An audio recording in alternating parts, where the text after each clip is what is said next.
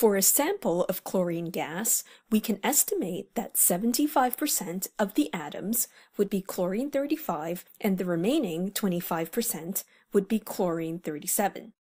These different forms of an element are known as isotopes.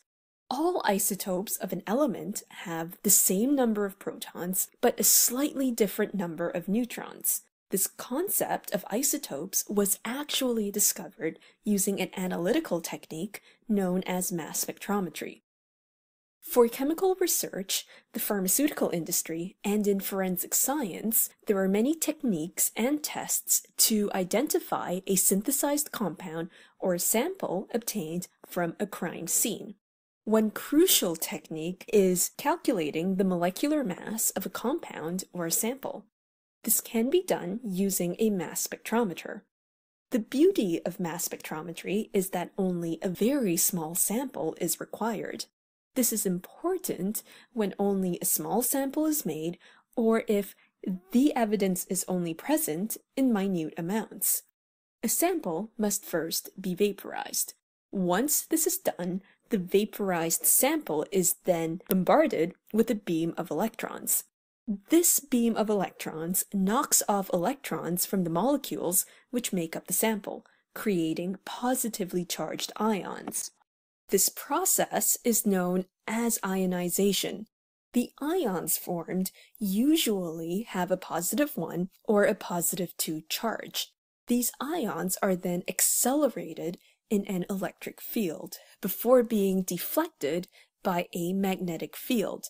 The pattern of deflection according to charge and mass can then be depicted on a spectrum.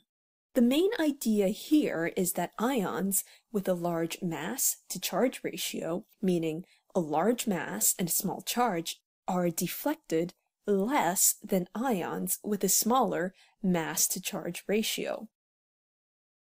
When this was done using a sample of neon, the resulting pattern of deflection showed that 3 isotopes of neon existed: neon 20, neon 21, and neon 22. The positions of the peaks on the spectrum will tell you the mass of those ions. Besides showing the existence of these isotopes, the isotopic abundance can also be determined from the mass spectrum. The height or the intensity of a given peak tells you the relative abundance. So when a crime scene investigator gives the lab even a small fleck of a white powder, its molecular mass can help identify what it is. In summary, mass spectrometry is an analytical technique used to determine the molecular mass of a compound and indirectly helped to prove the existence of isotopes.